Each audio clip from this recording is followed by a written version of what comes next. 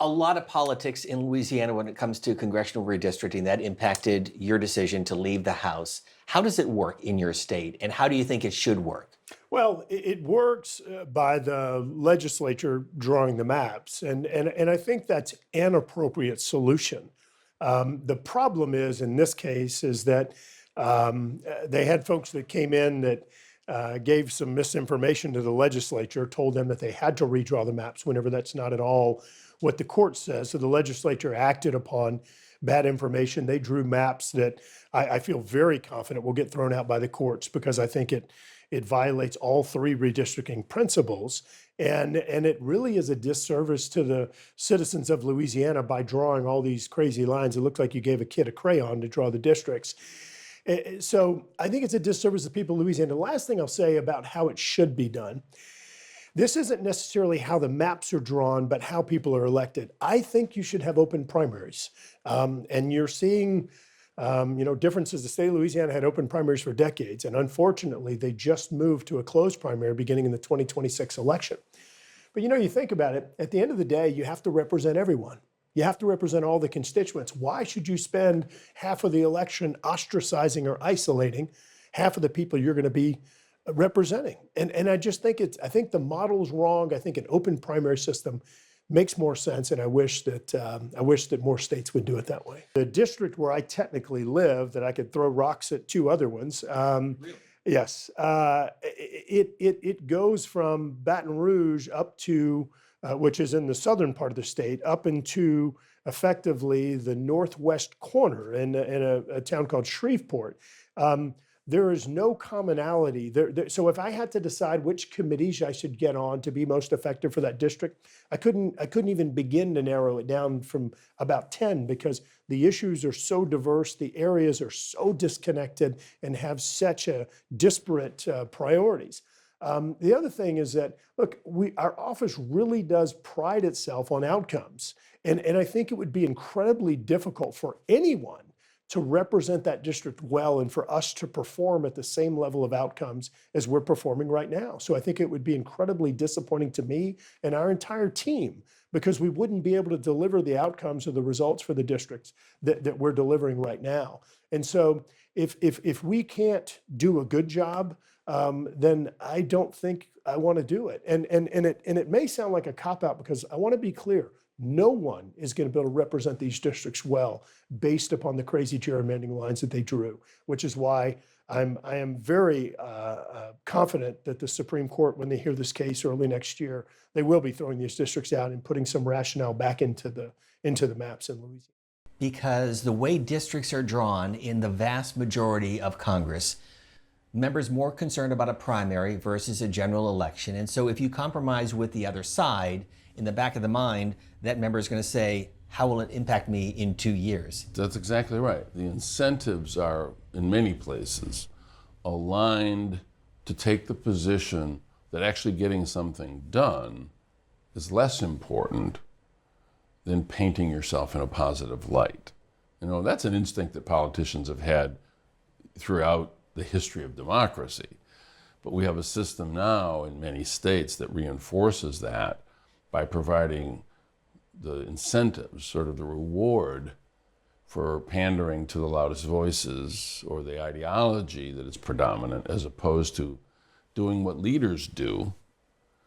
My favorite professor at Kennedy School of Government, Marty Linsky, said it best: leadership is the act of disappointing your own supporters at a rate they can absorb. You've got to tell people things they don't want to hear if you're actually functioning as a leader. And there's not enough of that here. The gerrymandering issue, it's interesting to me, because in Michigan, the game changed as a result of a ballot initiative that replaced legislative drawn districts with a nonpartisan commission. None of these systems are perfect, but in our state, it's a lot different than it was previous to this, where the districts were drawn and it was pretty well assumed this was a Democratic district, that's a Republican district, and there were almost no real competitive seats. Now we've got competitive seats. That's better for democracy. It's harder for us. I mean, I had to go through a really tough race in 2022 But it shouldn't be about us. It should be about how the system works. And I think we've proven that those reforms can be effective. The other piece, of course, is the outsourced role that money plays. That hasn't been adequately addressed in any place that I've seen. I want to begin by talking about North Carolina politics, redistricting, and how that impacts the larger picture of how Congress works. So, how does it work in North Carolina? You've asked actually the perfect question at the perfect time, because we have had appalling gerrymandering in North Carolina, where the Republican-controlled General Assembly threw out maps that were designed last term, and they were designed as a result of a court case where they had used what the court said was surgical precision to gerrymander maps to split Democratic voters or pack them into districts to minimize the number of Democrats who could be elected to Congress in a purple state. North Carolina has slightly more registered Democrats than Republicans and has almost a third independents. So it is truly a purple state. It's a state where we just elected a Democratic governor, Democratic lieutenant governor, Democratic secretary of state, Democratic attorney general, Democratic superintendent of public instruction. We broke the supermajority. The only Supreme Court justice who was elected was a Democrat.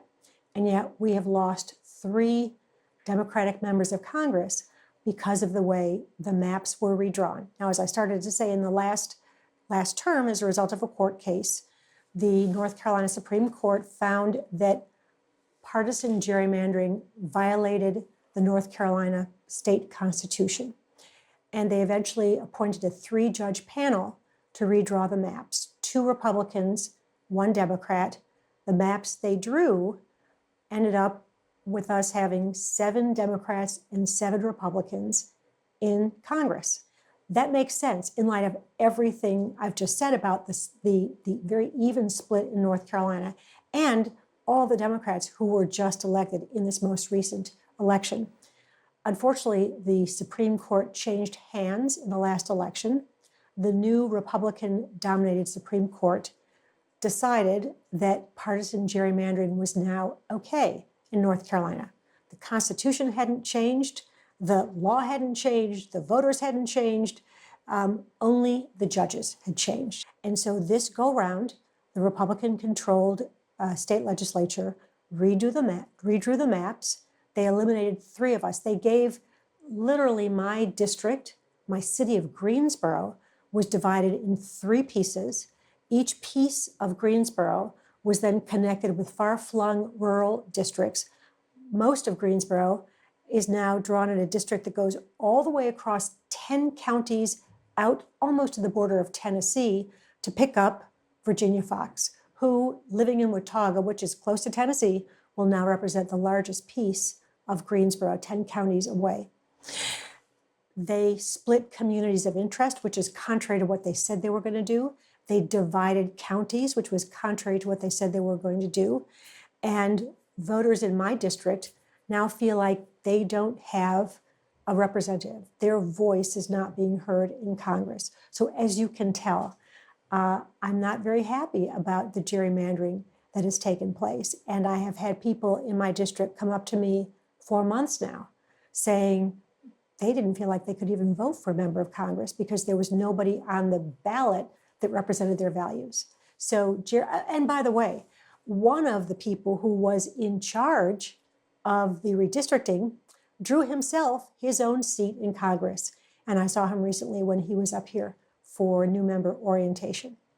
That can't possibly be what democracy is supposed to be about. I'm going to give you right now, for the purposes of this conversation, the authority to make the change when it comes to congressional districts across the country, including North Carolina. What would you do?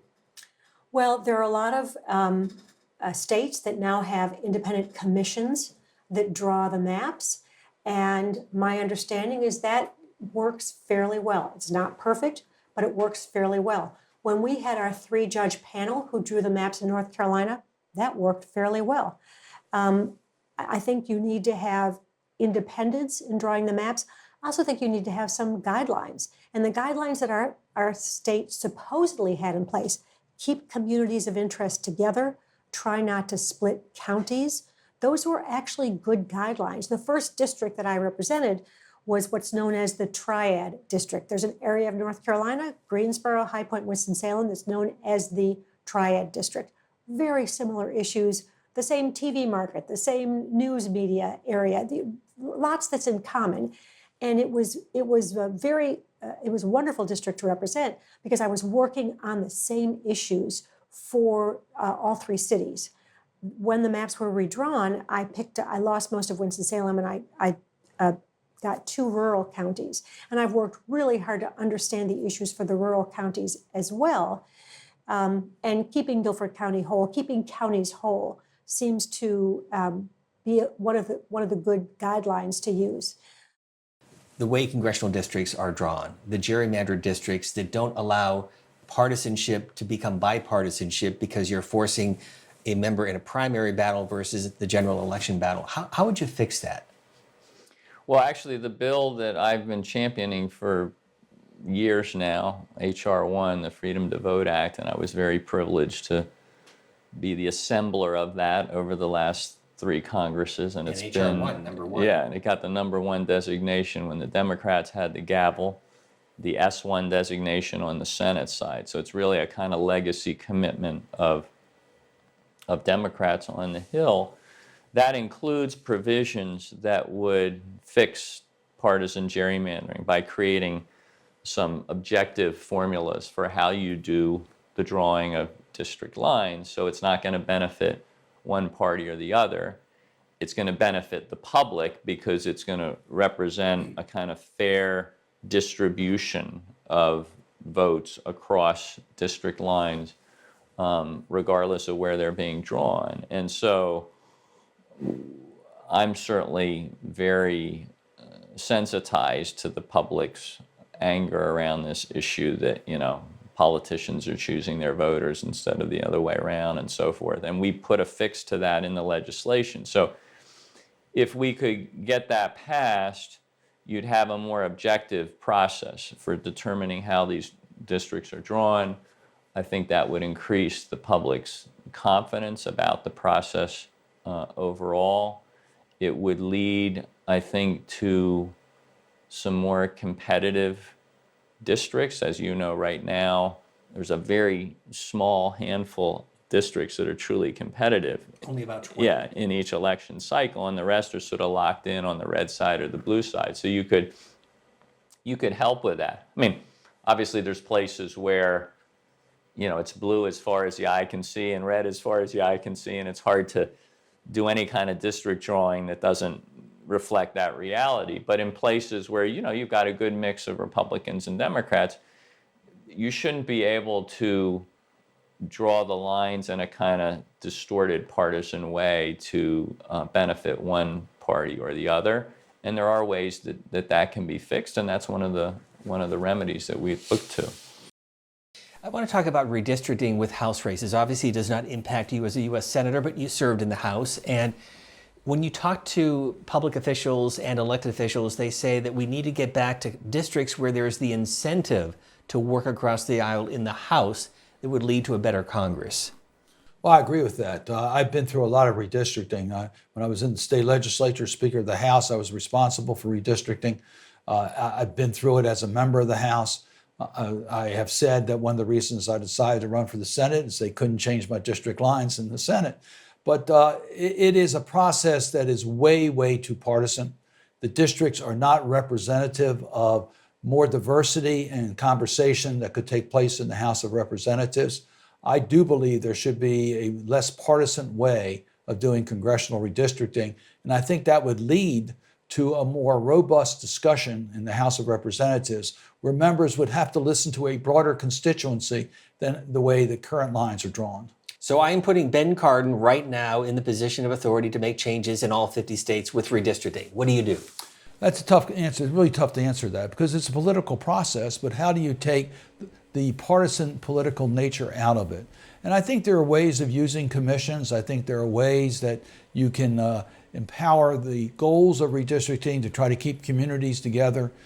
So I think there are ways of getting this done, but I think you have to remove the partisan nature of the redistricting. We recognize it's political, but remove the partisan nature. And I think the best way to do that is to bring some outside people and to help make redistricting work. But taking the politics out of politics, that just seems like a really tough task. It's a very tough task. I'm not saying it's easy, but it is a problem. And we recognize we've gone too far. And now with the age of being able to draw lines with just pushing one button on a computer, there's no end to what can be done in redistricting. We could also use some stronger guidelines by the courts as to how redistricting needs to be done so that we don't divide communities for the sake of partisan advantage.